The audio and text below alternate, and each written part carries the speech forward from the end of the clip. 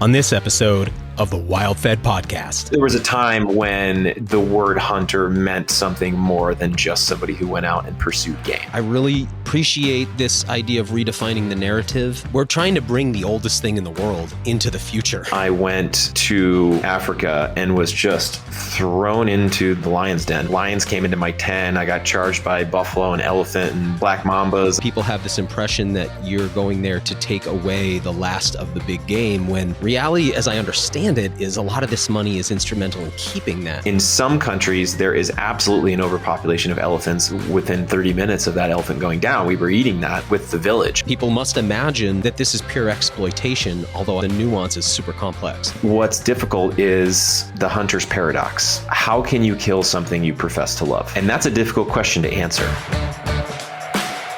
Episode number 74 of the WildFed podcast, Africa, Elephants, and Elevating the Narrative, with Modern Huntsman Tyler Sharp, is brought to you by Surthrival. Check out the new 500 milligram CBD breath spray from Surthrival at surthrival.com. Today's episode is also brought to you by LearnNature'sLanguage.com. Harvesting your own food is a truly rewarding experience, but it can be really overwhelming when you're first learning. One essential but often overlooked skill is the ability to read the tracks, signs, and sounds on the landscape. Wilderness guide and mentor Chris Gilmore, who you may remember from episode 58 of this show, is a tracker, hunter, and wild forager who's taught thousands of people to read the landscape. Whether you're a hunter looking to improve your tracking skills to find more game, a forager looking to read the landscape in search of wild edibles or medicines, or an outdoor enthusiast who wants to see more wildlife, Nature's Language is an online course designed to heighten your awareness and increase your knowledge and skill set. WildFed listeners get 25% off the course with the coupon code WildFed25. Check out the trailer at LearnNature'sLanguage.com. Again, that's LearnNature'sLanguage.com. And the coupon code WildFed gets you 25% off. And right now, all WildFed trucker hats on our website are 15% off. And for the first 20 orders, we're sending out 2 of our premium WildFed stickers for free. Head over to wild-fed.com and use the coupon code SPRING15 to get your premium WildFed trucker hats for 15% off and 2 free stickers now. I'm Daniel Vitalis, and you're listening to the WildFed podcast, a show about reconnecting with nature through hunting, fishing, foraging, and food. WildFed. Food is all around you. Today's guest is Tyler Sharp of Modern Huntsman. Chances are, if you follow this show, you've probably seen them on social media or maybe even subscribed to their publication. Though I had a good sense of their mission, voice, and aesthetic headed into this interview, I was blown away by the origin story, particularly by Tyler's immersive experiences in Africa, filming and doing photography in the world of African big game hunting. Talk about a world of extreme nuance and highly charged politics. But Tyler navigates it all rather elegantly and has distilled his experiences into a brand and ethos that's quickly becoming a voice and platform for forward thinkers in the modern hunting culture around the world. Sometimes I find it almost inconceivable that hunting, the lifestyle inheritance of every living human on Earth, has become, in modern times, a controversial practice. Now, of course, I understand where hunters have gone wrong and become complicit in this, but the divide between those who hunt and those who oppose hunting has reached a level that would have been impossible to describe or even understand just a few hundred years ago. Yet here we are on the precipice, so to speak, at a time when real conversations about the viability of the future of hunting are starting to take place. For the kinds of people who tune into this show, who celebrate hunting as a way of honoring ancestry, maintaining relationships with wild species, and feeding ourselves clean foods from the landscape, the idea of hunting as antiquated or expiring as a practice is hard to imagine. But for some of the public, hunting is as anachronistic as stone axes or living in caves. Of course, we know otherwise, but we have to redefine the narrative, because the narrative at present is being defined for us. And that's where Tyler Sharp and Modern Huntsman come in. We spend the first few minutes of this show talking about their publication, but the conversation quickly moves towards Tyler's time in Africa, his thoughts on the rebranding of modern hunting, and how we can take back control of the hunting narrative. I was excited to ask some questions that I haven't been able to ask before and dig in on one of the most controversial hunts on Earth, the African elephant. Not because I endorse or oppose that hunt. Rather, given how many of us come from an elephant hunting lineage, whether in Africa itself or outside of Africa in the form of mastodons and mammoths, it's something I like to explore for the pure sake of my anthropological interests. Try to keep an open mind as you listen because if nothing else, it's a very interesting story. Lastly, I'd like to say I like balance. So I'm very excited to be connecting with Modern Huntsman, which seems to be striking the perfect balance between old time and new, reverent and practical, hipster and salt of the earth. A balanced approach that honors what hunting is and where it comes from, but also takes our public image seriously and understands where we're headed too. So thank you, Tyler.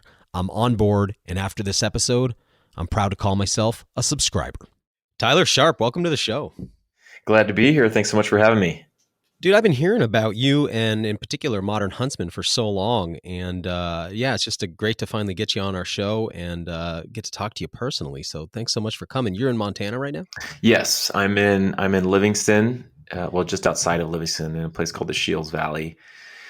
Been here about full-time 3 years, but I grew up in Texas. That's where I was based for 15 years before that, which is a great spot to travel internationally from. So, glad to be out here in Montana now. What's it like out there right now? How's the weather? It's actually really nice. I turned away from the mic to look at the thermometer, but it's about 45 and sunny today. So we're hoping this isn't a false spring and that we don't get hit with more snowstorms. But yeah, it's been really pretty the last week. Pretty mild temperatures and can't complain. 61 here. Everything's melty, but we're still ice fishing. So I'm like, come on, I just want it to stay cold a little longer. Nice. But I got my maple taps out right now. Everything's dripping. Oh, cool. So, yeah, man. Hey, let's talk a little bit about Modern Huntsman. Tell people, let's imagine, I know a lot of our listeners are familiar with you guys, have been following you on social media, maybe are subscribers, but let's imagine they're not. Tell us about Modern Huntsman, and then after we'll get into your bio a little bit. Sure. Well, if it's okay, I might give you a preface of what led me to creating it, if that's okay. It might give a little bit more of a background. Please. So I studied film and photography at USC in Los Angeles, and just by serendipity or chance, whatever you want to call it, my first job out of college was in Tanzania. So I moved to Africa and lived in the bush for 6 months filming big game hunts, and was just literally embedded in the old world safari that you always hear about. Middle of nowhere, bush camp, and we were hunting for our own food, and they had a little garden, a shamba, they call it a farm in Swahili, where they grew vegetables and stuff. And, just had this insanely life-changing experience. And then moved back to Dallas and kind of had this massive culture shock of moving from the bush back to a city. And long story short, I got plugged in with Dallas Safari Club and a couple organizations there that have these conventions where a lot of the African outfitters come to, book their safaris and things. And I just started to make friends and make connections to try to find a way to get back over there, and ended up getting hired by an international booking agent, and basically in 3 years went to over 30 countries, filming hunts all over the world. Was filming for a couple of TV shows for the Outdoor Channel. And through that journey, obviously got to see some incredible things, be in some beautiful remote places, but I also saw some things I didn't like and some things that I thought could be improved. One of those was most hunters, at least the ones I was with, were able to communicate with each other and talk about, why they hunt. But then the second that conversation left that room and was engaging with non-hunters, it ceased to be productive. And then oftentimes it was combative or, defensive or something like that.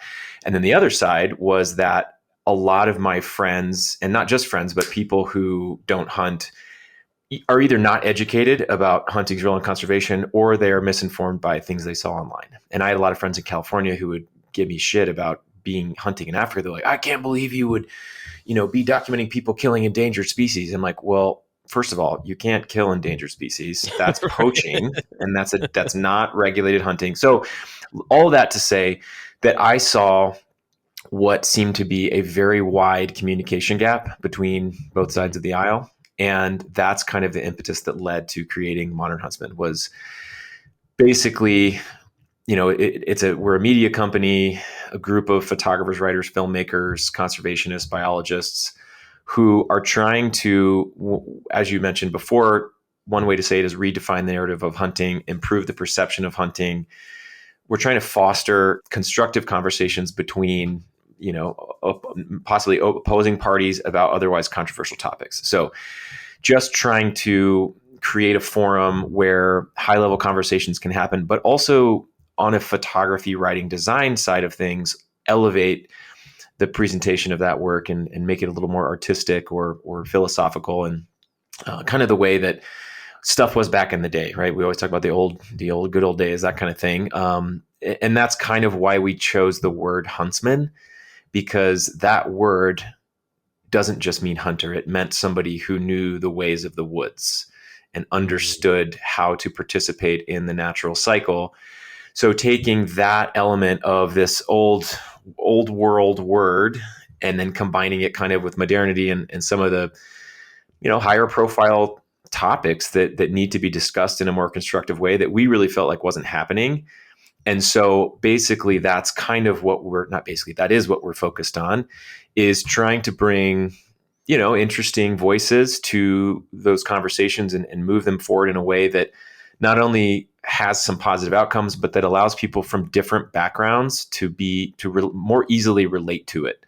Right. So even if somebody's not a hunter, in fact, we have a lot of readers who are not hunters, but they're interested in food sourcing, or they're interested in regenerative agriculture, or watershed ecosystem health, or we've got some really dorky friends of ours who are into plankton and algae and all that kind of stuff. Mm-hmm. And we do podcasts and some other stuff too. So pretty wide range of things, but largely focused around trying to have constructive conversations around the topic of hunting and conservation. But if we zoomed out a little bit, at least from my outside perspective, Mm-hmm. Modern Huntsman's principal product is a print magazine. Would you say that's true? Yeah, that's kind of the flagship, right? Yeah. So we publish a lot of stories online. Obviously, we do stuff, through social media, and we do podcasts and films every once in a while. But yeah, I would say our premier offering, if you want to use marketing terms, is the publication, which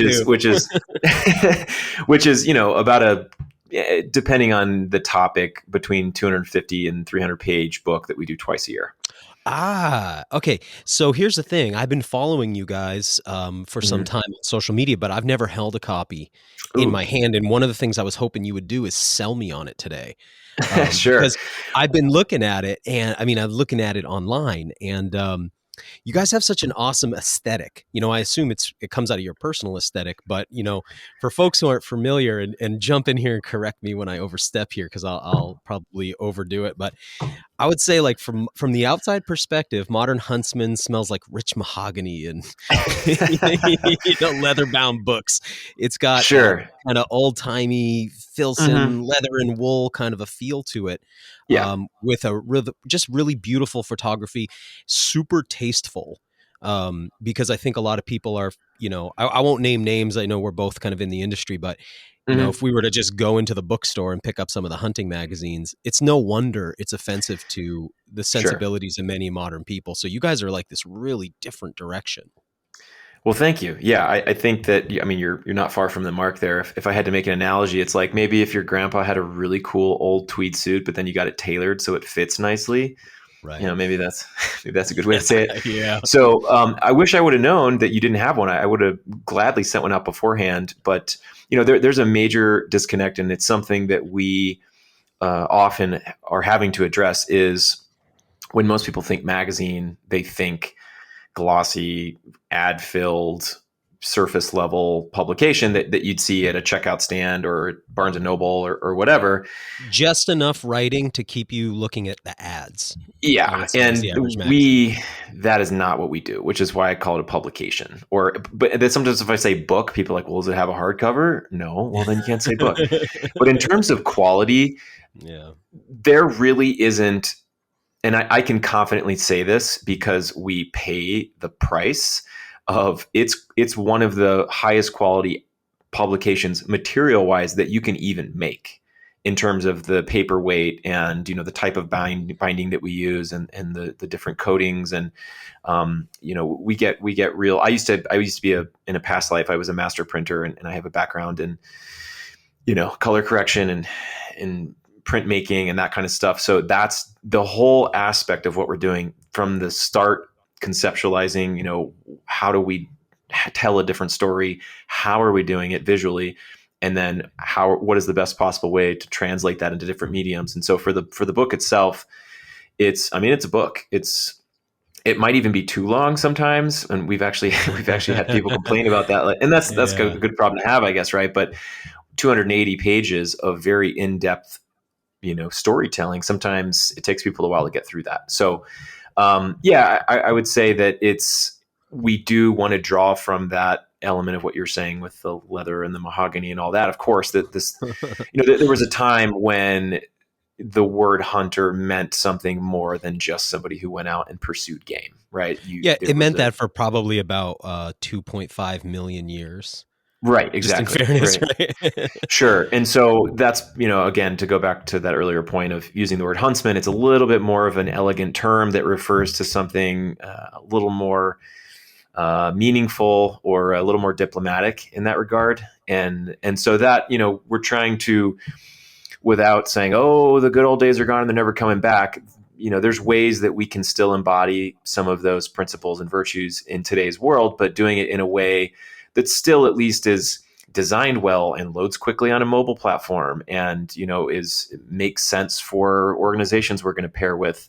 Because at the end of the day, right, everybody's attention span is shortening with the amount of media we're inundated with. And so, you got to stay relevant there. And so there's a lot of thought and strategy that goes into everything we do, not just surrounding hunting, but with media and publishing and design and, communication, all the things that are, it's an interesting psychology experiment, right? Of just interacting with people online and what people are into or not into. And the whole thing, it's fascinating.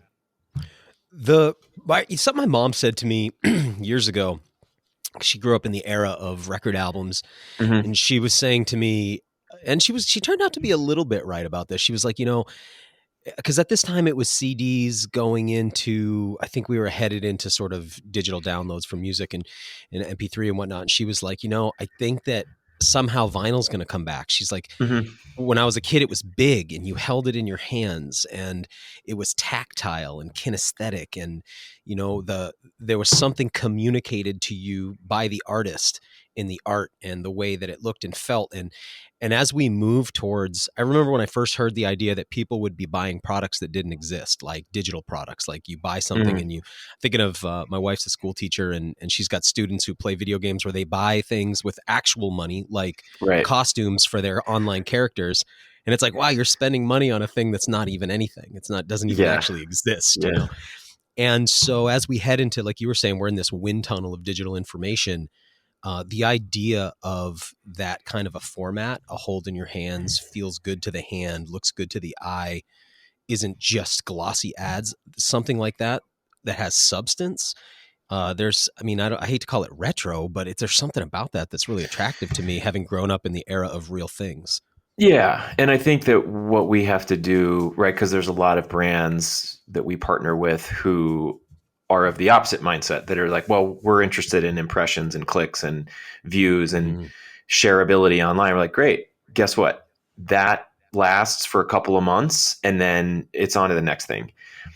But with the book, this is something that doesn't really have a shelf life. And we've intentionally made each issue, I don't want to say timeless. It sounds, self-indulgent, but I get what you mean though. Universal in the sense that you could pick these up. It's not very, of course, there's some stories that are related to certain, legislation or whatever that has timestamp on it. But for the most part, these are things that are general truths and, kind of universal timelines and things like that, discussing the history of things and then what that means, moving forward and all that. So yeah, trying to find a mix of both, right? Still having something that has some staying power, something that somebody wants to sit down in a comfortable armchair next to a fire with a whiskey and pour through it.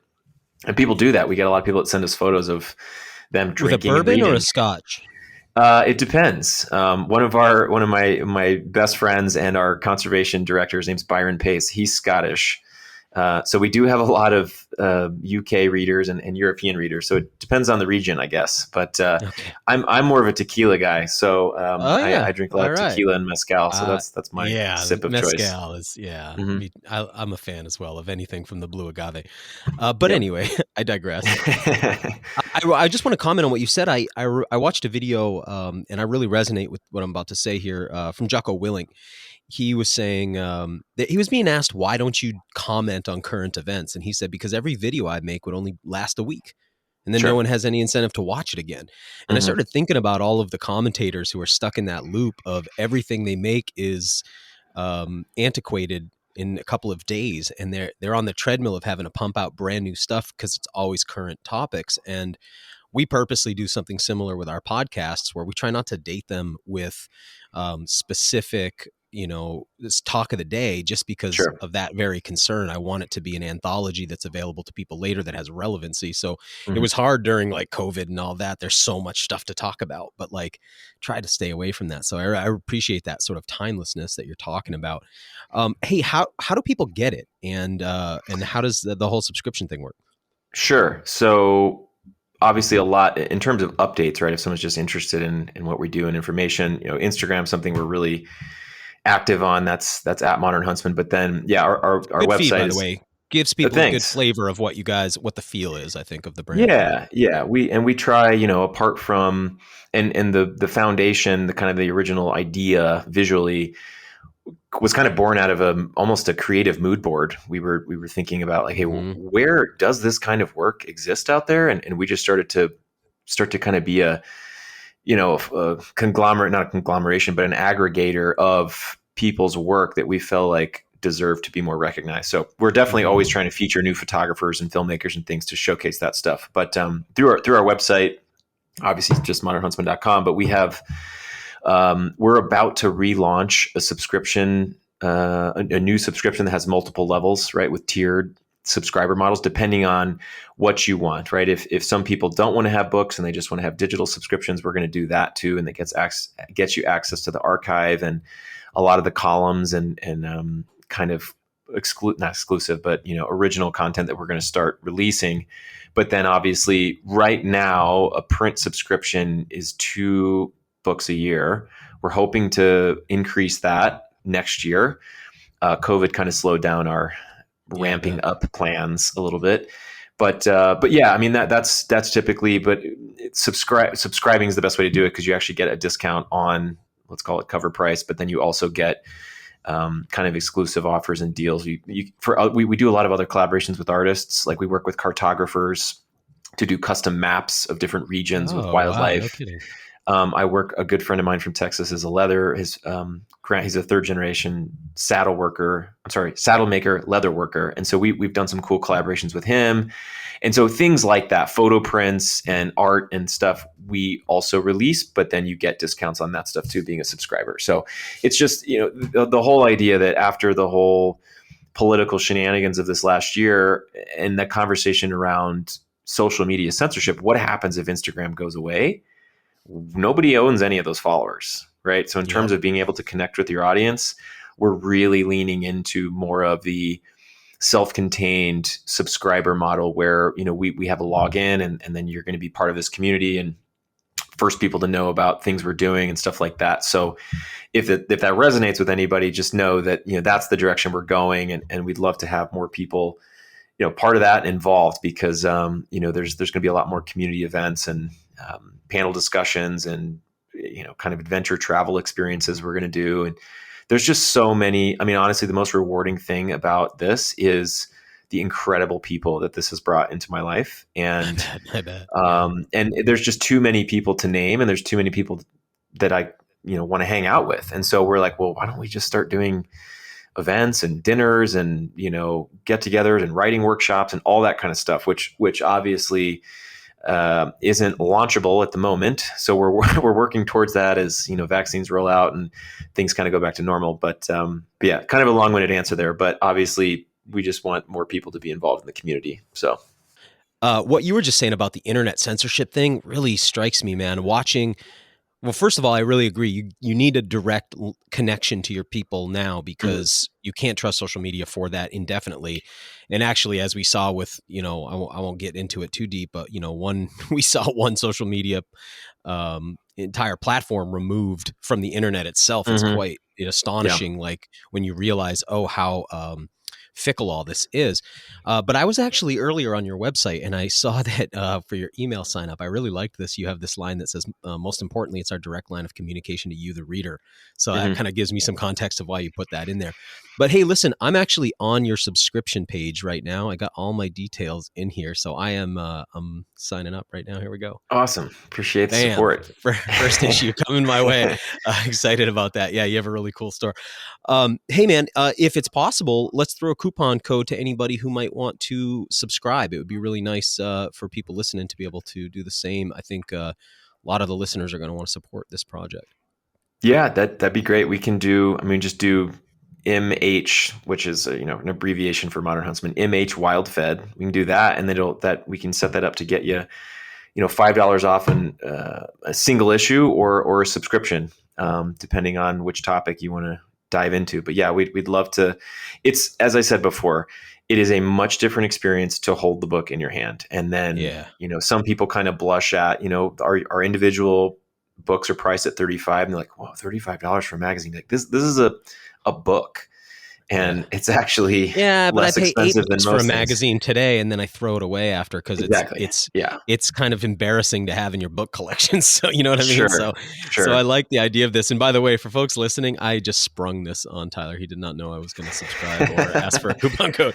Man, I would love to talk a little bit about your time in Africa, if you don't mind. I'm really curious about it and how that shaped your view.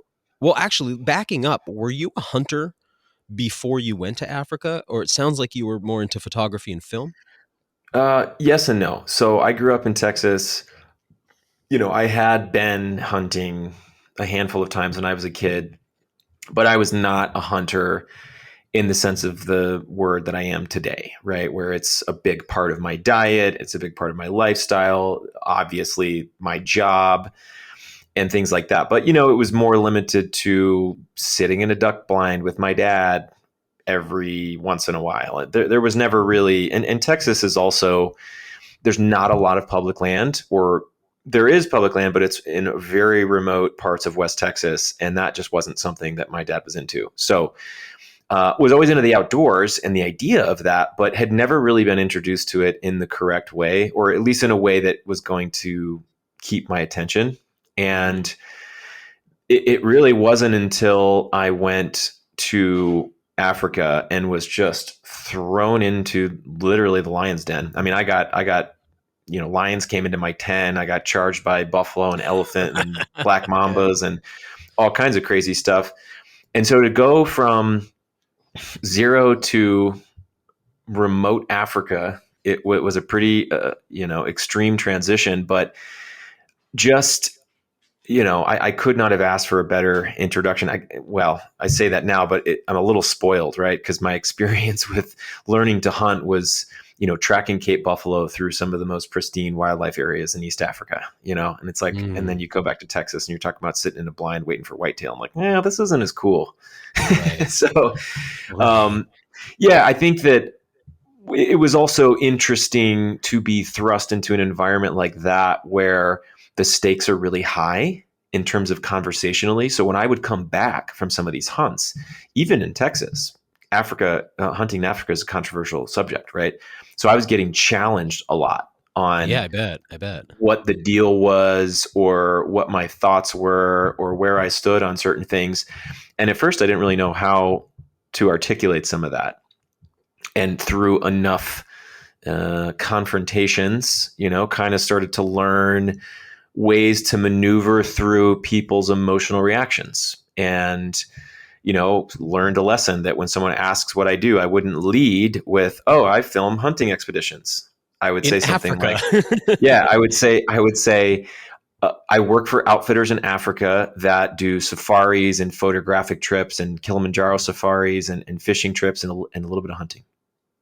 And I'd kind of add that in at the end, and they'd be like, "Oh, cool," because then in their mind, that's not what they see as the trophy hunter bad guy Right. kind of thing, right? So, but yeah, it's a obviously an incredibly complex continent. Every country's different.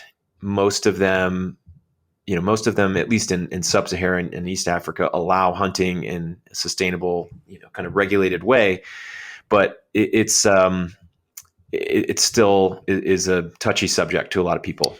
And Well, there's a lot there, and I would like to, if you don't mind me digging in on it a little bit. mhm, You know, I have no experience. I've never been to Africa. I'm, an adult onset hunter. I don't sure, know much about what goes on over there.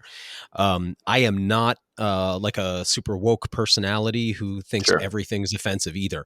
But that said, I kind of identified more with those ideas before they became the like weaponized the way they are sure, now. Now I'm yeah, like, I don't even want anything to do with any of that. hmm But I do understand the core of it.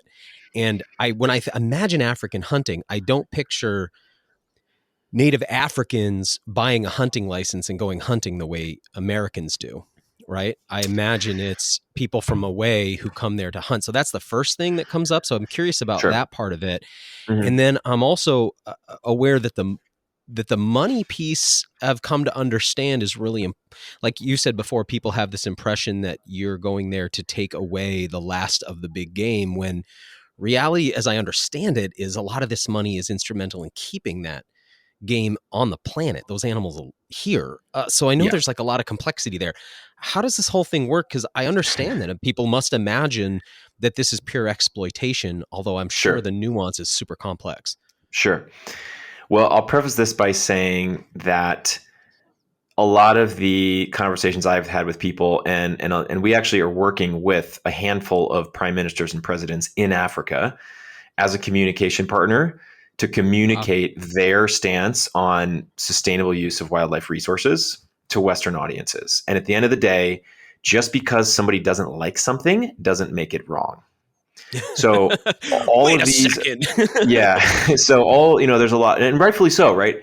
Elephants, lion, leopard, what these charismatic megafauna, we'll call them, people get emotional attachments to them. And it's difficult for someone to understand any circumstances in which one of those animals' lives should be taken. However, they don't live in a rural community whose entire livelihood is wrapped up in that one crop field outside the village. And when an elephant comes through and stomps it all and, kills their kid on the way to walking to school, they want revenge, and they Yeah. want reparations. And so in the case, I'll go straight for the the top conversation here with elephants, is that there's a massive problem with human wildlife conflict in Africa. The population in Africa is exploding, Of and elephants or of humans? depends. I'm talking about humans. In some countries, there is absolutely an overpopulation of elephants, which causes a whole other thing. That Botswana, for instance, is a great example of that.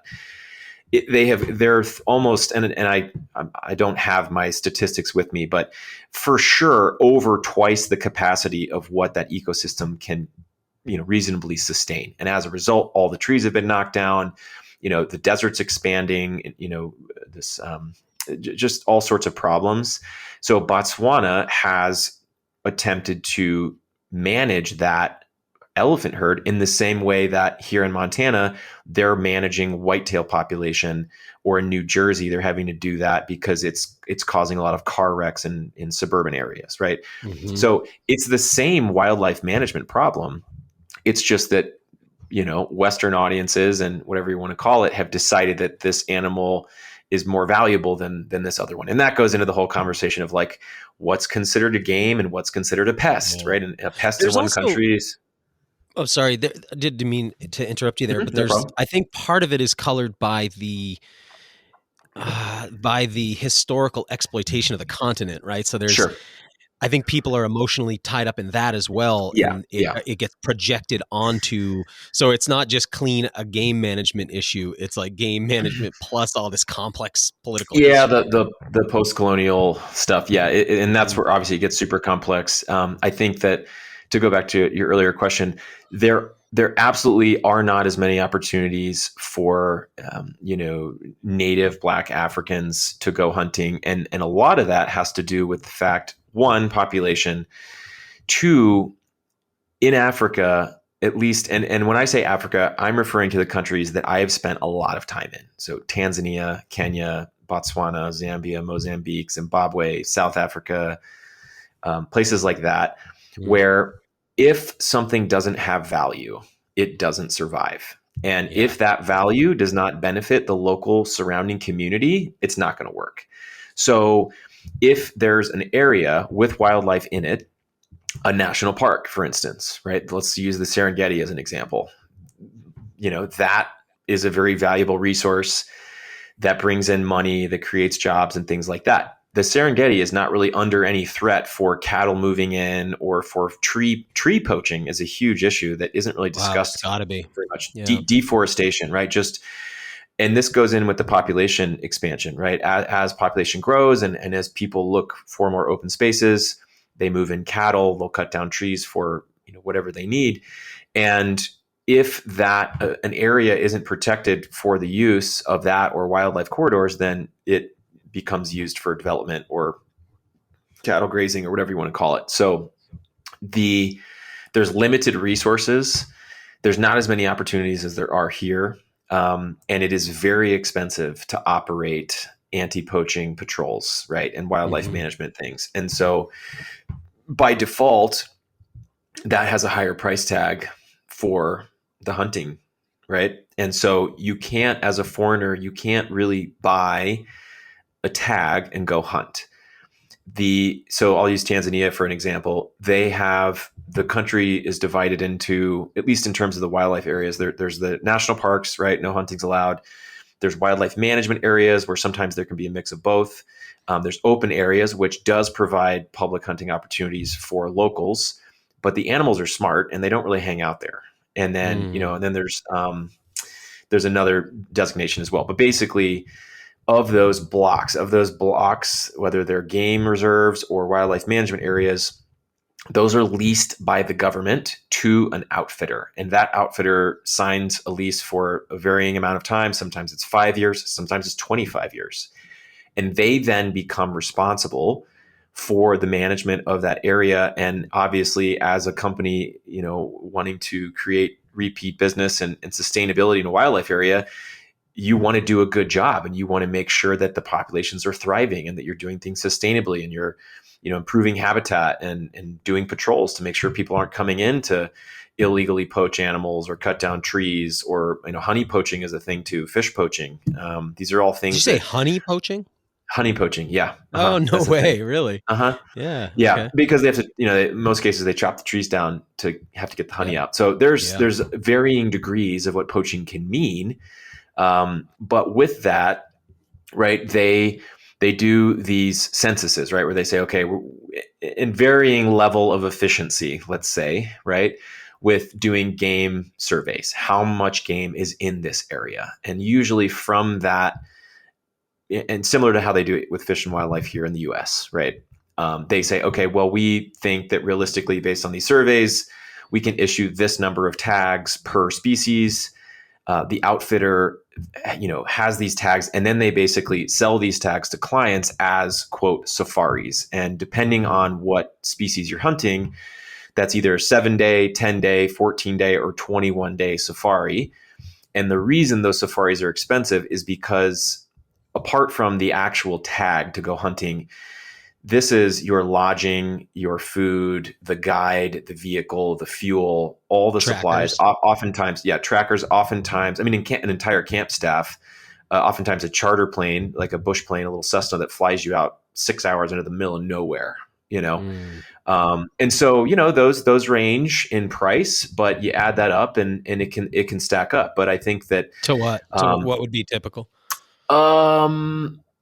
So if you were going to do, a 7-day Cape buffalo hunt, right? 10-day Cape buffalo hunt probably comes with 3 tags, right? So you'd get the opportunity to harvest 3 bulls. That's anywhere between $15,000 and $50,000, depending on which country you're in and what the accommodations are like and what the travel was like to get there, and all that kind of stuff. And sometimes specific areas have additional fees, right? Conservation fees or observer fees. If you want to take your significant other, that's a fee from the government for that person to be in the area.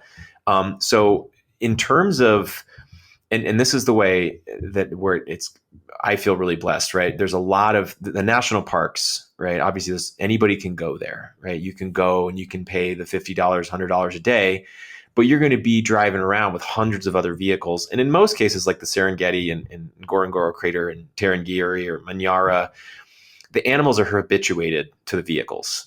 Mm-hmm. And they're laying around like they don't care. A game reserve in a place like Tanzania on a hunting safari, you're the only one there. And there's nobody else there. And there's no, I don't want to say there's no rules, but in a national park, you can't get out of the vehicle. You got to stay in the vehicle. In the game reserve, you're getting out of the vehicle around every corner to track something, right? Or to check a water source, and so it's a much more immersive experience, and the animals are still wild in that sense, right? Okay. Yeah. And so I feel really fortunate to have been able to spend a lot of time in areas like that you couldn't even go to unless you knew the outfitter and you were given specific permission or you were on one of these safaris. What is somebody paying if they want to, let's say, do the big 5 of Africa or something like that? Like, what's that going to cost? Well, like what does a tag for an elephant cost?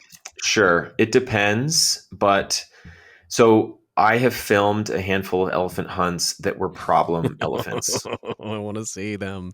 Right. So where this was an elephant who had either killed multiple people or they believed was going to start to kill people. And elephants can get sickness just like humans can. And maybe they just become cantankerous or temperamental or whatever it is, and they just continue to cause problems, right? So for situations like that, rather than have a game scout just go out and shoot it, they'll fly a hunter in for a reduced price of, maybe that's $30,000. Sometimes it's higher than that, depends on the country. And what happens is, right, they go out and they go on this hunt. And then so typically in most countries, the local community is benefiting from this hunting operation. So they're receiving, sometimes up to 30% of of that income that in Namibia. Actually. What's that? That's a pretty good trickle down, really. Yeah. Well, and in a place like Namibia, it's almost 100%. And then they have a council, a community council that decides what to do with that money. Do we need a school? Do we need a well? Do we need to improve this road? Do we need to put up more fencing to keep elephants out of our crops? Whatever that is. When the community participates in it like that, those are the best examples because they then have an investment in preserving that wildlife resource. And so for something like an elephant, right, the first one I ever filmed was really unpleasant. We'll get right back to the show in a moment, but first, this episode and every episode of this show has been brought to you by surthrival.com. In addition to a full line of nutritional supplements, Surthrival is your source for the highest grade 0% THC CBD products on the market. Surthrival CBD3 is different because it's 3 CBD extracts in one. Combined together, they become a potent, proven, time-released formula. Here's how it works. CBD3 starts with an organic hemp carrier oil and then is infused with a nano-sized CBD nutraceutical that enters the bloodstream immediately, bringing instant relief. Then there's a liposomally absorbed CBD nutraceutical designed to stay in your bloodstream longer, up to 24 hours for extended benefits. And it's topped off with a full spectrum organic hemp extract for all the benefits of classic CBD. Combined together, CBD3 is best in class. In fact, there's really nothing that can compete.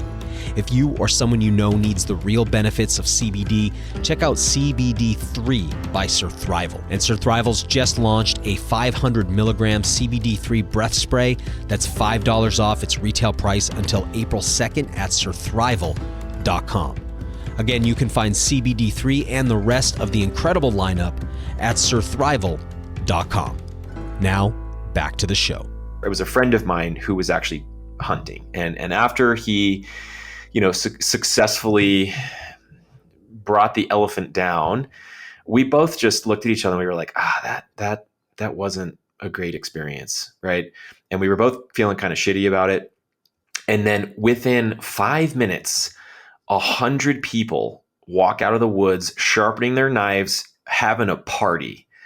And these are the villagers who are like, hell yeah, We're about to kabubi eat it. nani, like nyama choma is like means grilled meat in Swahili. And so literally they built this huge fire, and they come up to the hunter and they say, okay, well, what do you want to keep, right? Do you want to keep the tusks, the ears? And sometimes a lot of people will keep like belly skin for boots or things like that. Whatever that is, the hunter gets to decide, okay, this is what I want to keep. Otherwise, the village goes to town. They back in a flatbed truck, like a lorry, and they start divvying up the meat based on the kind of status within the community or the tribe, right? Yeah. Like the chief, obviously, he gets first dibs. And it was that changed our perspective, right? Because at this point, that's going to feed that village for months.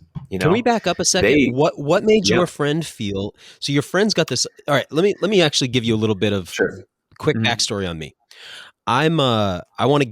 I've been asking you about the politics of this because for sure it's interesting and important, but I'm of the opinion, and I've been vocal about it on this podcast, that I just don't really believe that charisma should be a thing that prevents tags for animals. So Sure, while I agree with the spirit of the Marine Mammal Protection Act, I just feel like it's maybe yep, gone a little too far. I think that sure, while I appreciate the Save the Whales campaign that stopped the horrors of industrial whaling, at this right, point, maybe it's time. Like if I could put in every year for like a single sperm whale tag that only yep, one person was going to get, man, I'd throw mm-hmm. $1,000 a year at that. And even though I know Yep, I never get it, so I just sure, think put a tag on everything. You want to save something, put a season on it, and that can be yep, extremely limited. So I'm not yeah, emotionally wrapped up in this story. mm-hmm. Also, probably I'd say 80% of the people listening to this show come from a line of elephant hunters. Some level Okay, could be yep, mastodon, mammoth, but most of us, at some point in our history, there were mammoth hunters, right? So mm-hmm. a lot of us. So okay, that said, I'm not emotionally tied to the idea of an Mm-hmm. elephant losing its life in a hunt. I'm actually fascinated by it from an anthropological perspective. So Yeah, that said, here's your buddy. He's got this opportunity to do something that probably nobody in his family's done for, whatever 30,000 years. What mm-hmm. what made it feel what made it feel bad? And like, can you help Sure. me understand the context? Yeah, I would. My best explanation of that would be that even though we are hunters, and even though we, as you said, with the whale tag, all of us have still been wrapped up in this anthropomorphization or Yep. personification of wildlife, right? We Yep. we've all watched movies where there's a talking elephant, right, or Dumbo, or whatever it is. So even though we are from a, let's call it a more hunter gatherer bloodline, there's still an element of that, right? And part of elephant hunting requires you to be very close to them. I mean, in most Mm. cases, within 30 yards to properly observe that elephant. And you want to talk about magic. These elephant trackers, that's a whole other species of human being, these elephant trackers. And this one guy, his name was Mtoto Tembo, which means baby elephant. He was this short little Tanzanian guy. He literally, as if you had the ability to look at someone's thumbprint on a piece of paper and tell me what their name was, he literally had all these elephants named, and he could tell from their footprint in Wow. Cool. sometimes rock. I mean, I don't even know how he did this, but he would know. We'd come to these watering holes, and there would be these massive sort of crossroads of all these elephants, and within a few minutes he would have the one picked Sort it out, out. and then we would be walking off into the middle of this hot ass desert. Basically, we're like, are you sure he went this way, kind of Are thing. the trackers that you worked with, are they God, it's so like I want to tiptoe on how I say this, but are they black Sure. Africans or are they Yeah, San? yeah, yeah, yeah, yeah, They're yeah. not San, So because a lot of the tractors I see are descendants of the San, or whatever that people group is. the Bushmen, yeah. So I mean, they're Yeah. absolutely in places like Namibia, where you're closer to the San native range. Absolutely, they're incredibly gifted trackers. In places like Central Africa, some of the pygmy tribes are the trackers, right? Oh, no kidding. Uh, Okay. yeah, oh yeah, oh yeah. And but then in places, um, in fact, some of my favorite people are the Maasai, right? Some of these Maasai Yeah. boys, these Morani, that means like warrior, who, they've spent their lives in the bush tending their cattle, and they've just interacted with these animals, so they have these spiritual connections. And then there's some people Wow. who are borderline shamanic that are like, it's the lion guy, and he just knows, okay, this Yeah. lion's going to be over there in 2 days Yeah. at 7 a.m. or whatever.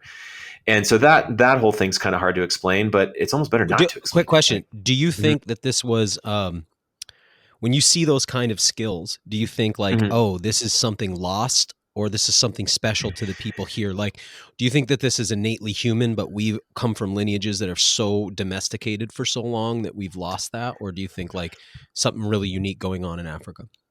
Um, I think that the difference would be that the veil between the natural order and their day-to-day life is almost non-existent Yeah. Yep. versus ours, where, I Mhm. mean, depending on where you live. I mean, I'm, in a fairly, I run a place on a ranch here, and there's a lot of wildlife out here, right? But these aren't predators. I mean, yeah, there's bears and wolves within 15 miles of where I live, but not here. They're living a whole other thing. So I would say that being tuned in to what the interactions are between the natural cycle, and Yeah. yeah, I don't think it's lost. I just think it's also a product of your environment, right? Right. But I think that there's absolutely something special with some of these guys that just have. I mean, I don't know how to say it other than it's shamanic. I mean, it's That's very, amazing. very spiritual, and almost they're almost like mediums in a sense. Yeah. That's great, man. When I don't know if I derailed what you were saying, but when an elephant's taken, it's Mhm. not like here where you're going to go for a double lung shot, right? This is often a You forward you facing you headshot. can. It's not ideal. Um, Typically, it's a brain shot, but the head position has to be very specific because of the honeycomb in their cranium will stop a bullet. And so, So you need like a, heavy lead cast bullets that are not going to yeah, expand, right? yeah, you're using solids with Yeah. something big like a 458 or a Yeah. 500 or Yeah. something like that. And so, some people, there's actually an ear shot as Okay. well with that Okay. you could do with a smaller caliber. Obviously, it just depends, and that's something where not just anybody can go do this. This is like, because the guide, right, the professional hunter, he's putting his life on the line too. So you don't Yeah. want some, you know, First greenhorn time. out there like, oh yeah, I'm going to Yeah. go do this, and then they have no Yeah. idea what they're doing I can because hit a pie plate at 100. yeah, no. So, and but again, stuff happens, right? And Yeah. whether that's, I mean, some of the most dangerous situations I've Oh, been I'm in sure. were with hippos that Yeah. we weren't even hunting, but they just, Yeah. they kill the most people in Africa, Yeah. and Um, well, hey, apart but from you, mosquitoes. yeah, exactly. I was asking you about your buddy and what went wrong. So sorry, I Mhm. derailed your thought there. No, no problem. No, I think it was one of those things where we had spent so much time around these elephants, and I think we had really started to just observe how we had empathy, right? I mean, Yep. they are Yep. incredibly intelligent animals who, for the most part, are pretty peaceful, unless it's a mama, with her baby. And we got charged plenty of times, even just driving around, right? You show up at the Yeah. wrong time and they catch your wind, and they're going to let you know they don't want you there. So, I Well, would like just say, I whales, think, they have that really developed limbic system, right? Like they're sure. very emotionally Hmm. intelligent and connected Yeah, animals. and you can tell socially too, right? There's a lot of interactions that it just feels different, right? Because of Mhm. the level of intelligence and the level of personality and that just made it a little bit harder, right? And I think both of us just kind of felt like, ugh, it's probably not something I would ever do. I mean, I You've say never that shot an now. elephant. No, I have not. I've probably filmed, over 10 in previous years and things like that, and understood its place in the conservation Yeah. toolbox, because at the end of the day, right, particularly in Africa, hunting pays for almost 95% of conservation efforts over there, because and then Wow. you want to talk about an impact, right? So the impact of several thousand people being in a national park, paying $100 a day. Everyone's driving a vehicle, everyone's drinking water, everyone's creating trash, everyone's using Oh, utilities never thought about it. Wow. versus one hunter paying $2,000 a day over the course of 3 weeks with one vehicle and much less, let's call it a carbon footprint, right? So that's actually something that we've discussed quite a bit is That's let's look at this from a fascinating. sustainability standpoint and an impact. Yeah. And then you go into animal behavior. Well, is it okay that these animals in a national park have been habituated? I have footage of a leopard stalking behind a Land Cruiser, using it as a shield to As pounce on a cover. zebra. Yeah, 100%. Whoa. And everybody's Wow. like So yeah. leaning out, brrr, like taking their photos and Yeah, doing sure. Snapchats and whatever. It's like, is this really Jeez. wild anymore? What's a So what's a what's a cheap elephant tag and what's a full priced elephant tag? sure. And if there's any booking agents listening, and I'm off, I'm I not don't up think to I don't date think there on are. current I safari don't think prices. there Yeah, are, so you I can would wing it. say that if this is given the COVID economy and how hard this has hit, the safari industry, I would say that it would probably be less than before. You know, I don't want to misspeak, but I would say on the low end, 15 or 20.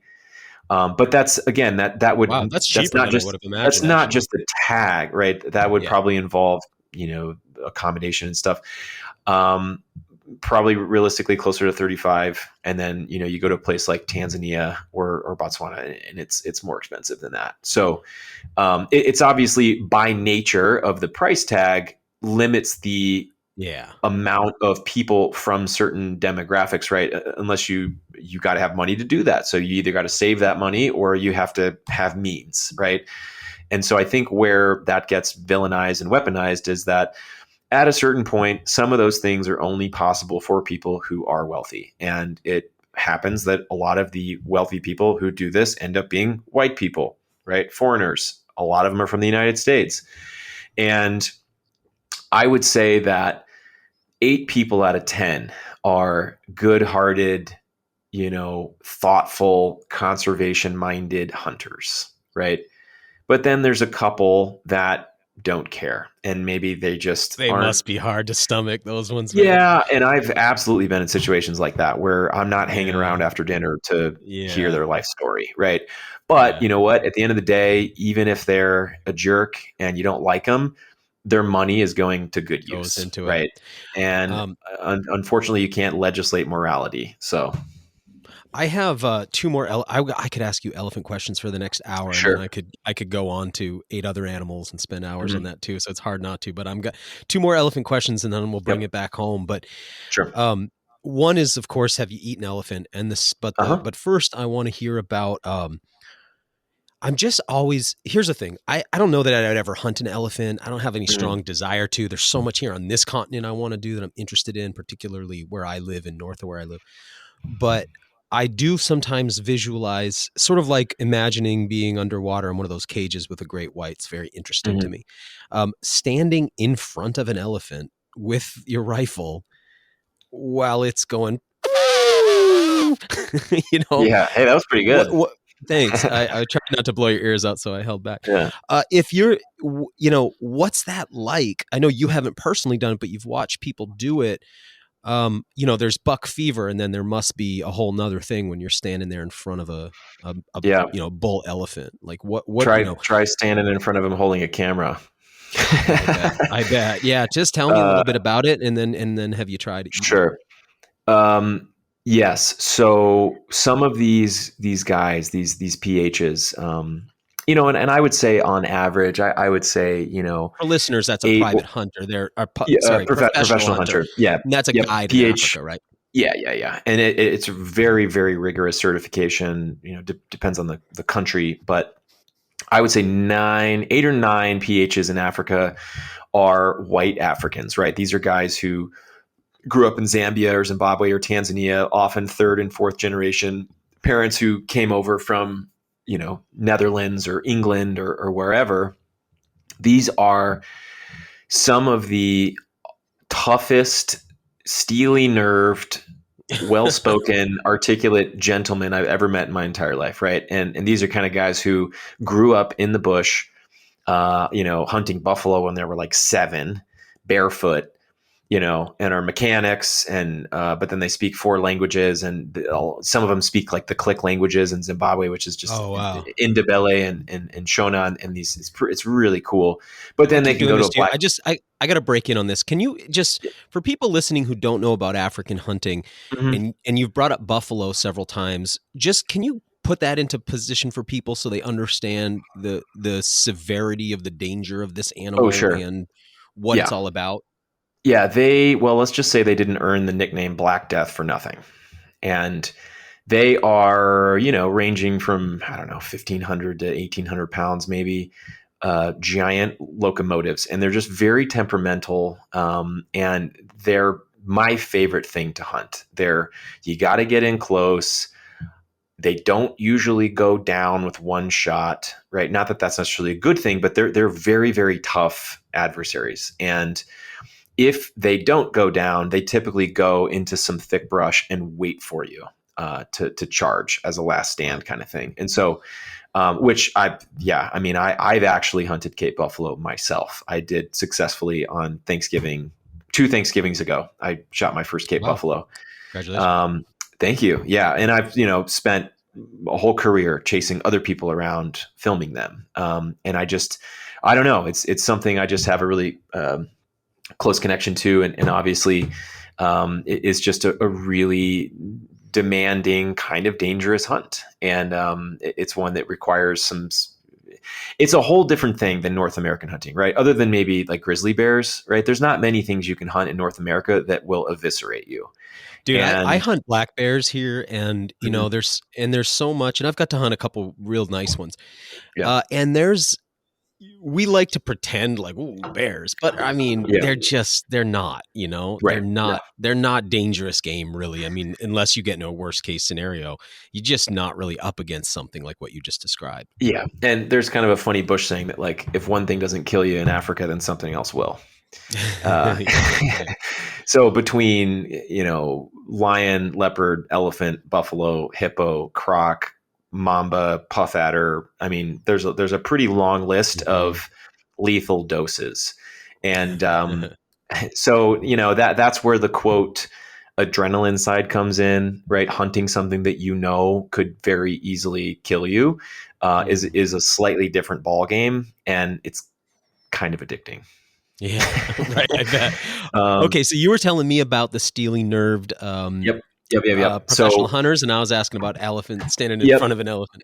So they know the difference between a real charge and a mock charge, where, you and me, and I have an idea because I've been around it, but I would say for the average person who hasn't spent a lot of time around elephants, if an elephant starts running at you, trumpeting, charging, you're going to turn and run, right? Mhm. Because it seems like they're coming to kill you. Well, there's very nuanced body language and posturing that they do that signifies whether they're actually going to come or not. And so these guys just have kind of a sixth sense for that.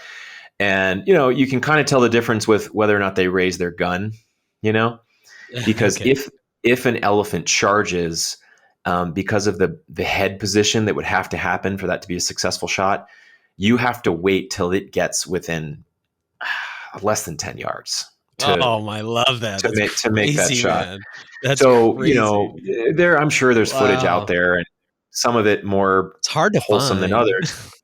Yeah, and a lot of that's been scrubbed because of public opinion, right? Of And course, and understandable. policy and things like that. But there are things where, and this isn't just hunting. I mean, this has to happen a lot in walking safaris or even photographic safaris. If an elephant just decides they don't want you there and they charge, almost every game ranger or guide in Africa is gonna have a rifle for that very reason. You have no Yeah. idea what this wildlife's going to do. And so in a situation like that, whether hunting or not, if an elephant charges, that shot is happening, you know, probably within 10 yards. Often it's dropping at your feet. Um, and I've seen, What does he weigh, man? I mean, oh, I don't even know, but I mean, you can't move them. I'll tell you that yeah, without yeah, some butchering. But yeah. a slightly different charge. So to answer your other question, yes, I've eaten elephant. That time when the whole village showed up, they made this big fire, and they started cutting off pieces. They brought out this huge bag of salt and sharpened pieces of sharpened branches, right? So you'd go and basically we were cutting our own steaks off, putting them on these sticks, kind of roasting them over the fire a little bit, and then grabbing a handful of salt from this bag and kind of like just salting the meat. Wow. And so, obviously this was an old bull, so it was, a little gamey and a little tough, but the experience of it still being, I mean, within 30 minutes of that elephant going down, we were eating that with the Wow. village, and they could not have been happier. They were like coming up and hugging him. Right. I One, bet. because it's meat. Two, because this was an elephant that had actually Been a killed some problem. people. Yeah. Yeah. And so that's kind of, reparations for them. And Right. to them that's life back to normal, at least until the next herd comes through or whatever. So, was I served that in a restaurant? Would it have not tasted as well? Who knows, right? Because I think a lot of it's experiential. But yeah, and to go back to the charge thing, I was tell you one quick story. I was in Zambia, and we were in this open Land Cruiser, no doors, no window, no roof, just like an open Jeep kind of thing. And we see this leopard about 30 yards away in the middle of the day, which is pretty rare. And he's digging a hole. He's trying to dig a warthog out of its hole. He had chased it in there. Oh, wow. And so I was with a client, and we were hunting kudu, which is like a spiral horned antelope, and they're gorgeous. But anyways, we see this leopard, and Lance, the PH, he's like, well, Tyler, do you want me to get closer so you can get some footage? I'm like, yeah. So he pulls a little closer. So we're within just shy of 30 yards, turns the vehicle sideways, turns it off. So I'm standing on a raised bench seat, and the leopard's looking at me because I'm the tallest thing, right? And it's crouched behind this log. And I film, I get a couple of clips, and it's kind of boring footage because you can't really see it. It's just behind a log. I'm like, all right, well, I'll take 2 pictures and then we can go. All right. So I click the shutter, I take 2 pictures. And as I click the shutter on the third one, he just charges. And so that third picture is a really funny blur of grass, and you can't, because I had this big zoom lens on it, and I was just going to try to hit him in the head with it, because he's going to get you. It's just a matter of how bad it's going to be. So, anyways, he gets within 3 yards of me and veers off, right? And I look down at Lance, who's the PH, and he grew up in Zambia, and he's laughing. Right. He didn't reach for the keys, didn't reach for the gun. And he turns to me and he goes, "Did you shit your pants, mate?" I'm like, screw you, man. He knew it was a mock charge. It was a mock, yeah. And I don't know about leopards, but it's something to do with their ear positioning or something. I can't remember. But anyways, he knew it wasn't actually going to get me, but I didn't know that. And it definitely was pretty scary. So when you've seen elephant hunters, I mean, I'm sure you've seen some that were able to take shots where they didn't really have to face off. Have you seen people really face off with them, and how does that experience land for them usually? Yeah, I would say I've seen both. I've seen some clients who were very, very confident shooters that were side by side with the PH, right? And then I've seen other situations where they wanted to be brave, but they kind of stepped back a little bit and was going to be like a backup shot, Yeah. And that kind of thing. I mean, I've never seen anybody run, but yeah, it's hard to know what you're going to do in that situation unless you're in it. And you would like to think that everyone would stand their ground and do what's got to be done, but you never know. And you turn around, some of these trackers are up the trees, they've literally climbed up a tree, and they're like, no way. But that's fine. Wow. They're holding machetes, so that's not going to do much good. Heading back home, man, thank you for answering all these questions. This is a lot of stuff that I haven't really been able to ask anybody about, and I'm very curious about. And one of the things that I'm always trying to remind folks here about is how lucky we are in the United States and in Canada with the North American model of conservation that we have. Yeah. So coming back here, I'm curious about how you see it, having such a deep immersion in a place with all of those complexities. I know we have complexities here. There are the indigenous people of this continent are still here, and there's a Mhm. lot of the complexities there, but they don't. It's a very different flavor than over there. Here, anybody can go buy over the counter tags. It's very inexpensive. Everybody's got the ability to participate. We have a pretty how do you say it, it's a full disclosure system. It's very easy to understand what Yep. the biologists are doing, what the numbers are on harvest, what the goals are. It's just this really cool system here, and it seems like if we can keep it palatable to the public, it is a system that could exist in perpetuity, assuming we continue to steward our ecosystems. And I think we're just going to get better at that. I'd hope. So I'm curious, when you're here, like you said, there's we don't have that same risk that's there. We don't have kind of the primalness of an ecosystem that looks like this place looked in the Pleistocene. But Right. we have this beautiful system. So when you reflect back on it, when you write about it, when you document it, I'm just curious how you feel about what we have going on in North America right now. Sure. I think that I've been incredibly fortunate to have my main advisor through this whole journey with Modern Huntsman has been Simon Roosevelt, and he's the great great grandson of Theodore Roosevelt. Wow. So I've had a very very um, let's say qualified mentor in terms of what the history of conservation and the ideas behind fair chase and the tenets of the North American conservation model. And so I've kind of approached it from this I mean, I think it's effectively the best system of wildlife management in the world.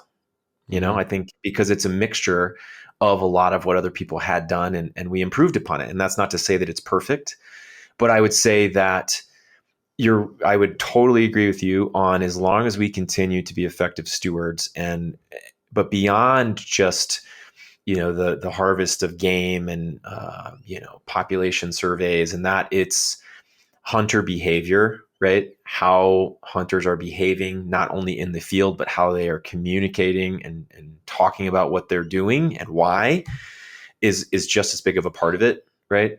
And I would say that while the possibility that it could exist in perpetuity is a very realistic one, and I certainly hope that's the case, doesn't mean that it couldn't go the other way with Yeah. some wrongdoing. So I think that we're Things have been so changing so fast in our country too. right.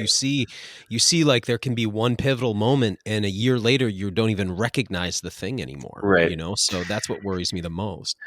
And I think that's something we address quite a bit with Modern Huntsman, is the responsibility that each of us have, and that we should be taking more seriously in terms of what we put out there and the sort of effect it could have. I mean, think of the whole Cecil the Lion thing, right? Yeah. Yeah. That became a global thing that impacted the regulations and policies of a lot of countries around the world. It had a massive impact. Wow. And that was because of the emotional reaction to something that people rallied against.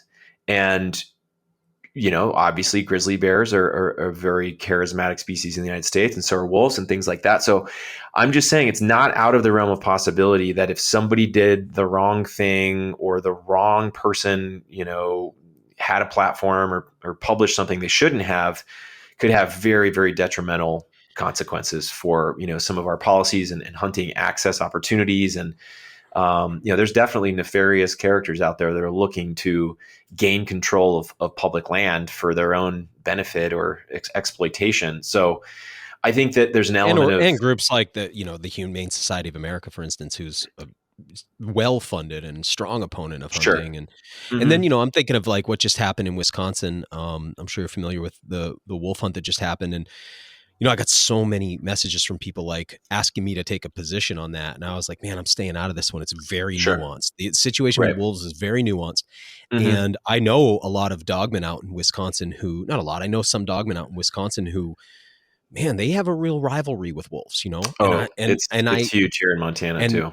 I can't, yeah. So, it's hard for me to put myself in the position of somebody who's had 10 of my dogs killed by wolves and how they would feel about Yeah. that. But Right. then I understand the public perception. I have a very, very, I'd say, forefront forager in the United States, friend of mine who lives out there, who just hates this attitude that the dogmen have towards the wolves. And so anyway, when this happened recently and there was a bit of an overkill from the, whatever the number of tags they intended, I saw articles going around, and I was really surprised to see one from Tim Ferriss, where he was like kind of ripping on what happened, outrage, Mhm. and I was like, oh no, like Tim, no, Yeah. just because of how quickly something like that can Sure. spin out, and the Yep. public perception and what actually happened on the ground aren't Mhm. necessarily the same, right?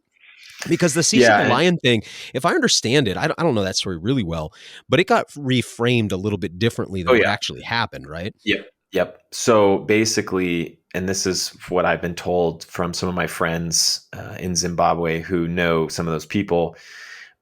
First of all, if you're hunting a lion and you see one with a radio collar on it, you should probably understand that there might come some media consequences with that, Is that the right? lion you want too? You know what I mean? Right.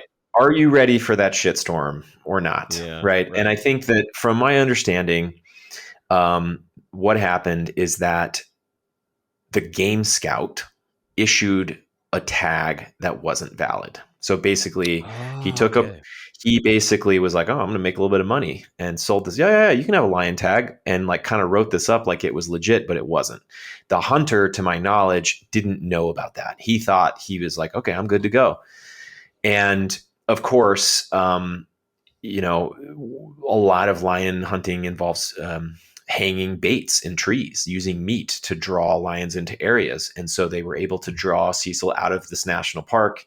He came into a legal hunting zone, and they successfully, I think he shot him with a bow, which is Oh, not wow. something I'd really be interested in doing. But then Right. strangely, they like took the, from what I understand, they took the head and left the body with the radio collar. So Oh. like it didn't take them long to figure out what happened, and then it just became, Right. it's like, come on, like you got to Yeah. think about what you're doing. So were there some bonehead moves? Yeah, seems like it. But in terms of, so it's a complex situation, right? And then you go back to somebody like a Game Scout who, you know, life in Africa is rough, right? And people got to do what they got to do, and I'm not obviously not condoning illegal hunting activity, but there's circumstances in Africa where you have no idea what was going on in that guy's life. Like maybe he had a new kid, or like maybe he has 6 kids, and maybe his wife got cancer. I have no idea, right, what his motivation was. All I know is that that's kind of what went down. And to go back to the Tim Ferriss thing, right? I think that popping off and kind of sounding off in an emotional way very often doesn't help the situation. And I think that that's pretty not I think, I mean, that's pretty much what we are trying to be the forum for, is more reasonable discussions around hot topics like that: wolf hunting, elephant hunting, grizzly bear delisting, all that kind of stuff. Like, we're not going to come up with any solutions if everyone's just yelling at each other, right? There's got to Right. be some kind of constructive conversation, and let's bring these perspectives to the table. Let's have a panel discussion between local Montana ranchers who in most cases hate wolves, right? And then the other side with these wolf conservation groups that don't want any wolves to go away. How do you find you know, a Yeah. compromise? What is the reality that everybody can live with, even if it's not exactly everything they want? Hmm. I, Yeah. I, I don't know And what that and is, and but how do we keep the nuance in? And then it's also interesting how people need to have their ability to express their emotions, but it's sure, so important. I've been very wary lately of how difficult it is to speak logic to an emotional argument, how sure, ineffective it can be, and so yeah, you think like, oh, this is a really easy solution, I'm just going to explain this, and then you're like, oh, that didn't work, because they don't want an explanation, right. they want emotional Well, accountability, which is valid I, too. I think that what's interesting, right, is, and this is something we've talked about quite a bit, is oftentimes that emotion comes from the same place, and that is love and respect for wildlife, Right. right? On Exactly. both sides. Yep. And what's difficult is the hunter's paradox, right? Are you familiar with that term of Laid out. basically how can you kill something you profess to love? Right. And that's a difficult question to answer, right?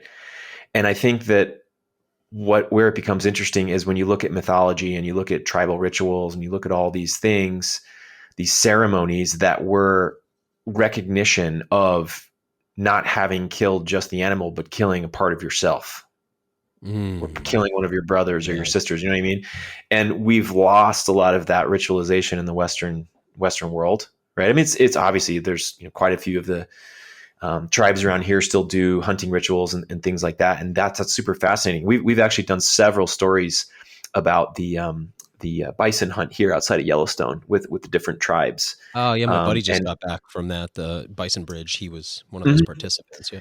And we had a story. It's actually on our website. It's called the Buffalo Stone, and one of our writers basically went and spent several weekends in a row with there were members of several tribes there, and he kind of earned their trust, and they allowed him to be kind of part of their community, and he was actually invited to be part of some of the intertribal Buffalo Council conversations, and we got a really, really cool perspective on just the way they viewed this as this continuation of their tribal right, and what their interactions and what the relationship was with the bison. And so that whole thing of, to go back to the point, was that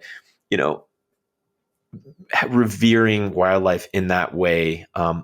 We are still, when I say we, I mean some of my colleagues and friends that work with Modern Huntsman, and I imagine you are doing the same. It's like, what is that for us? What is a modern day ritual or mythology that allows us to show respect or thankfulness for killing an animal? And of course, people are attempting to do that in some photos where they're kneeling, or maybe they're putting their hand on it. But then, of course, the hardcore culture of hunting is like, oh, these are apologetic hunters, or sad hunt. Yeah. And then they See, start making fun of people, and it's like, come on. I mean, they're trying to show respect, and maybe that. Of course, it's like you can make light of stuff, but we got to figure something out.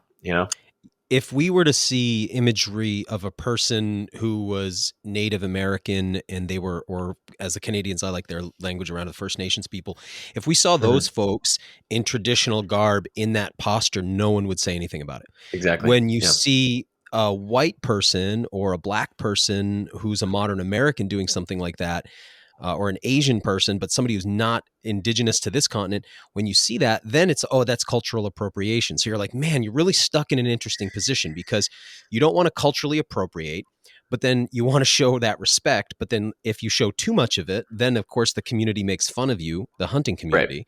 Right. So I find myself threading this needle, because I have Mhm. sort of ceremony and ritual that I've taken on, but I try to be discreet about it. Sure. But if I'm too discreet, then people don't know you're doing it, and they might get offended on one side. But if I'm too open with it, I'm going to get laughed out of the community by the hunters, and Yeah. who are like, dude, all you did was kill a freaking deer, dude. Why do you act like it's so freaking big a deal, guy?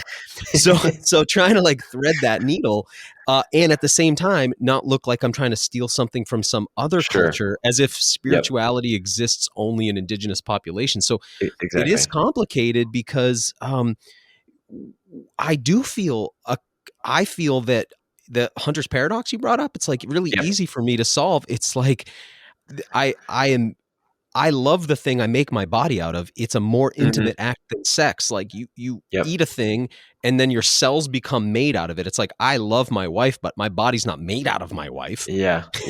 But it is made out of deer and fish and bears and all these things that I eat. So it's very intimate, and I don't really struggle with that too much, but I understand how people from the outside do. I think you guys at Modern Huntsman seem to be right in that, right? You seem to have a really good balance of it, man. Because I think that hunters look at you guys, and it's not to the level where they're going to laugh about it. They relate. And then to the non-hunter, they look at it and go like, oh, this is really tasteful and palatable for me. And it looks, outdoorsy, not murderous. Yeah. And we try, obviously you can't please everybody, right? I mean, I've been called all kinds of things, right? Like a hipster hunter and a poser, and I'm not hardcore enough, and whatever. Right. And because people is I like, if could you don't see fit. hipsters liking what you guys do. I'll say Yeah, that. and yeah, absolutely. We have quite a large readership in urban areas, and that's totally Yeah. fine. But like, who cares if they're interested in picking up their grandpa's shotgun, but they're going to wear nice clothes when they do it? If that gets them out in the field and that gets more hunters involved and that gets more hunting dollars into conservation fund, great.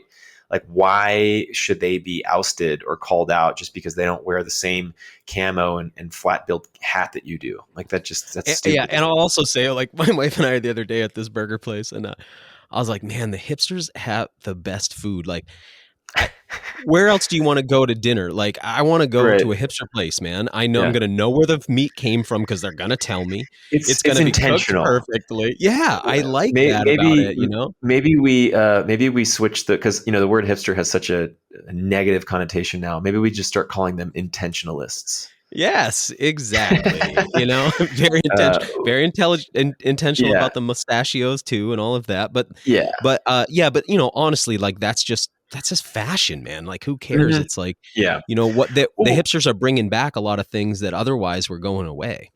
yeah, and I think that's we actually released an interview in the recent issue with Jay Cutler, who was a quarterback for the Chicago Bears. I don't know if you're a football fan, but I mean, he's a relatively well known individual.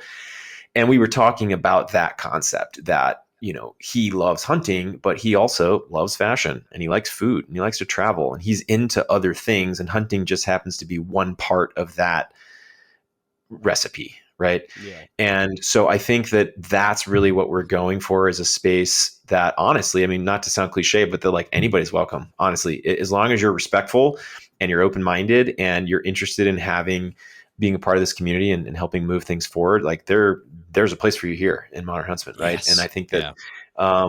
that's what There's we not a lot of want. places like that anymore. That's the thing. No. And what's weird is that I have noticed, as somebody who hunts and therefore is part of firearm culture, Mhm. is part of rural culture and all those kind of things.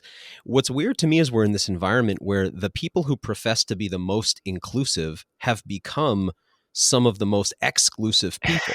Yeah. You know what I mean? So you approach the inclusive crowd and they don't let you Mhm. in, and you're like, "Whoa, this is Mhm. kind of weird." Yeah. I've been repeating this meme back to people lately. It's like, when in history have the people who've been censoring speech and banning books been the good guys? Yeah. Right? You know what I mean? It's like this weird moment. Yeah. So there's all this inclusivity that doesn't include like half of the people. And so I'm a pretty like liberal hipster type of dude, I Yeah. I'm rocking a man bun right now. Sure. But there's places where I feel like I'm not allowed, and that's really weird to me. And so Mhm. I Totally. really like what you're saying, because it might sound cliche to be like everyone's welcome, but most places everybody's not welcome anymore. Yeah. There's like And really it's strong more of a polarization. it's more of a mindset. That's it, right? You gotta like, if you're coming in with some aggressive, like divisive attitude, that's not welcome. Right. Right. Yep. But otherwise, we're trying to make things better. So, Yeah. I think that and it's been cool for us to be able to take on some of those conversations. And we actually did an entire women's issue last year, or I guess that would have been 2019. It was volume 4. So it came out in October 2019. And that was incredible. And the last thing I wanted to do was a women's issue and pretend like I knew what the hell I was talking about. So Right. Right. I brought in 4 of my really close, girlfriends, and said, where do you want to take this? And we put together this incredible book of just some of crazy, inspiring, brave women all over the world in hunting, fishing, and conservation and ranching. And then, of course, we had detractors who were like, oh, well, the women in this book aren't diverse enough. It's like, okay, well, Right. Right. Right. how many, like, Chinese female hunters do you know? And if you Right. know of them, please introduce us to them. Like Yeah, that, we'd love to introduce them. exactly. Please But introduce me, but please, that's because just I'm the not trying to reality. exclude anyone. Yeah, Right. And exactly.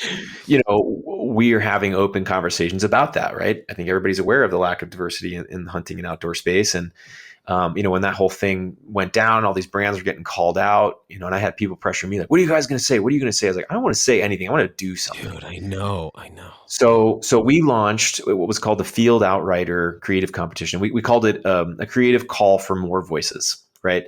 And this was last fall. And it was awesome. We got this incredible group of judges together. I mean, we had so Heidi Volpe, she's the director of photography for Patagonia. We had the editorial director of Nike, of Red Bull, former creative director of National Geographic, the faculty director of Art Center in Pasadena, like this really wild group of judges and Wow. photo experts from none of them from hunting backgrounds. And we had a couple marketing directors from hunting brands involved, but we really utilized their networks to get this link out to more diverse communities to submit their work. And we had a pretty wide range of categories. And from that, right, we were able to the winners, we have not given the commissions yet because COVID slowed things down a little bit, but the winners of the categories we're giving paid commissions. And so Cool. that's our effort to actually bring, more people and more voices from different backgrounds into the mix and start telling stories. Cause I think, so much of the hunting media was insular for so long. And, this last issue, we had 7 National Geographic contributors in it. And so jokingly, in terms of quality of storytelling, I think we're done. I can't make the claim that we're just as good as National Geographic, but also Right. what I like to say is we're like National Geographic, but we spent a couple of nights in jail in Mexico. Yeah. So I like that. we are pursuing that level of storytelling, and we were working with writers and photographers who are contributing to them, and New York Times and Wall Street Journal, and some really respected publications and organizations. And but because we aren't really beholden to any of stakeholders or societies or anything like that, we can kind of go places. And I would let me know when you get the new issue, because we actually have a whale hunting story in this new issue. Oh, you do? Oh, Yeah, dude, I'm with in love with these stories. the Inupiat community up in Alaska. Oh my And God. it's an incredible. And Keely Yuyan, the photographer, he's a National Geographic explorer and contributor. And so he spent 9 years embedded with this community up there. And it's just an incredible story of their relationship with the whales. And yeah, it's great. My hope for writing a story for you guys has just diminished greatly as you've shared this last couple of minutes. No. I think your perspective. I mean, we're, like I said I'm before, just we've got a messing. lot of I'm overlapping messing, circles, and man. we're always looking to just explore more things. And like I said, with this new kind of subscription model, we need a lot more columns and short stories and perspectives, and maybe extensions of a podcast or your show. Like I'd love to talk more about your ideas, and maybe we could be another outlet for you as well. Yeah, I think one of the things that I'm trying to bring, it's hard when you talk about, hunting is like the most ancient thing. So the idea of like what I want to bring to hunting, it sounds Yeah. so pompous to me, Right. So I try to be really careful with it. But one thing that's really important to me in what I'm trying to do with WildFed is bring a plant and mushroom and algal component, like trying to Oh, cool. make it a more of a wild food approach here at WildFed than it is just a hunting or fishing approach. Sure. Because to me, those are, I find it too myopic. I'm really interested in wild foods, whatever kingdom of life they come from. Sure. So that's been like a piece that I've seen where I'm going like, hey, I want to try to fill this void here, because I found that there's this huge community of people who forage and they almost never are hunters. Yeah. And then you got this huge community of hunters, and so few of them know even any plants that they would harvest for food. They might think they do, but in reality don't really usually have experience with it. And so I'm like trying to knit those two things together, because I think that there's so much more for us who spend time in the outdoors, but that's this piece I'm trying to slowly weave in, and I'm always trying to like seduce hunters to the plant side, if you will. But going back to what you just said about, I'm excited to get that issue, man. I'm very interested in the whaling component, and like you said in particular, it's not just this killing of a whale. It's the idea of a village that is made of whale and subsists on that, and has this, because a lot of times you hear these stories, like for instance, out of Indonesia, the Lamalarians, who believe that the whales are their ancestors coming back to them. Yeah. You know what I mean? And you telling them you shouldn't kill a whale, they don't even understand. They're like, what? First of all, that's our ancestors coming back to us. What are you talking about? I'm fascinated by that kind of a thing. And I think it flips the narrative so much, and challenges us. And I don't think there's anything that gets me more excited than realizing I've been thinking wrong about something for a long time, or realizing I had a missing component. So, I like that idea when people are blowing your mind with something you thought you knew about. It's just really cool to me. There's something really poignant in that story related to the hunter's paradox, where Keeley is kind of presenting perspectives and observations he's made over the years with spending time with his community. And one of the hunters was trying to explain what their relationship with the whales was like. And they were along the concept of like, what happens if the hunting goes away? And he's like, well, we have the closest, deepest, most intimate relationship with these animals of anybody on the planet. And we know and love and respect them more than anybody. And if we're not able to hunt them, then our relationship with them goes away. And if our relationship with the whales goes away, then our relationship with the seals that we harvest to make our sealskin boats to hunt the whales goes away. And then Wow. it goes down this path of losing your relationship with these wild animals, and that's part of their DNA, and that's part of their Yeah. culture and their mythology. And that's really poignant and that kind of helps point towards that hunter's paradox of, well, you spend so much time observing and learning from, and in minimal cases taking from that animal, and that herd or that species. We got to call that the anti-hunter's paradox, because if you grab the average anti-hunter and you said, and obviously it's like saying hunter, it's like there's a lot of variety of people involved Mm, there, and the same with an anti-hunter. So I don't mean to just paint with broad brushstrokes, but I need to for this. If you grab the average person against hunting and you ask them how they feel about Inuit traditional hunting or Inupiat traditional hunting or mhm. any kind of tribal person, how do you feel about, Native Americans hunting bison? Then all of a Sure. sudden they're like, well, that's okay. They do it in the right way. But Right. you guys, you modern people can't do it. And it's like, wow, Right. that's, first of all, that's racism. But second of all, it's it's like an interesting paradox, because if they believe that there are people that do it in the right way, then why can't we modern people do it in a way that they also think is right? It's almost like Right. an opposite paradox, It'd be interesting to Yeah. explore, because I just find like the average anti-hunter wouldn't sit down with the tribal elders in Mhm. council and say, "Hey, you guys need to stop." Right. They Well, I think a lot of that, to me, in my opinion, has to do with the perception of what type of person that is, right? So obviously, in the case of these, Native American tribes or Inupiat or whatever, they're viewing that in a cultural sense, right, or a tribal tradition sense. Something like in the UK or in Europe, right? People's opinion of those hunters seems to be of a higher caliber because they think, oh, well, they're kind of classy because they dress yeah, nice, right? yeah, Or there's more tradition involved. And one of those really right. cool traditions I was in Hungary last fall, and after they kill a roe deer or a fallow deer, they'll put a branch into the mouth. They'll cover the wound with a bough, and then they'll put another branch into the deer's mouth. It's like its last meal. It's like a Last gesture of meal, respect, yeah, which is cool. yeah. But then in the United States, people think bucks and trucks and camo and that kind of thing. And so Understandably, because there's a right, lot of it. right. And so I would just say that in terms of creating a new representation of what that is, right? That's basically the mission of what we're trying to do, is how do you give somebody, when you say hunter, maybe they still know that those people exist, but that we're trying to show a better example, that there's people like you, people like me, pick one from the gamut that represent a different type of hunter, right? And that there's lots of ways to get into hunting. You don't have to sign up for the whole deal and go do like hardcore DIY mountain hunt, pack it out yourself kind of thing. You could just go walk around the field and see if there's some grouse out there or not. I mean, there's all kinds of Hunt points of squirrels in your access. backyard. Right, right, right.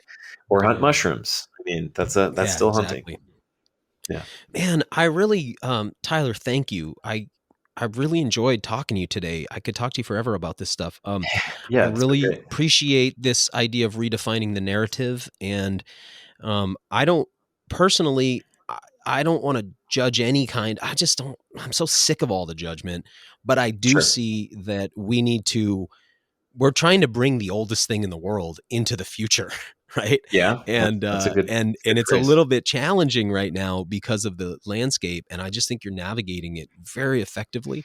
I guess, in closing, I want to give you the floor to say anything you want to say, and then tell people, again, just about the offering and where they can go to get everything and follow you guys. But what's your sort of concluding thoughts for we've sort of gone all over the map geographically and intellectually. Sure. So I'll let you tie a bow on it for everybody. Yeah.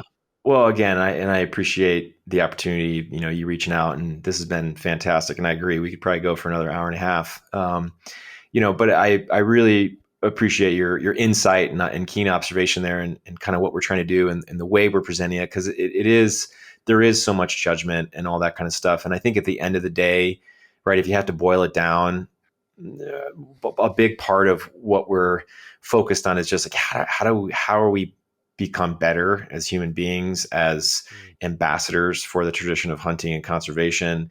How do you get, and it isn't necessarily about converting a bunch of new people to start hunting, more of finding better ways to communicate in a way that isn't offensive, but that is also intriguing or maybe intellectually stimulating, or, I just like that story. That was a cool story, with people who maybe they're not going to go hunt, but now they at least have a slightly more favorable view of that tradition and say, oh, well, now I just saw something on Facebook about hunters do this. And he's like, well, I've read something otherwise. I know that there's other people out there doing it in a more respectful, thoughtful way. And at least now that's, and I hope it never comes to some kind of all-inclusive vote, right? But in terms of public opinion, that's a large part of what we're focused on, is just to try to be, one of the slogans I've been saying is like diplomacy for hunting, right? That's kind of what it is. So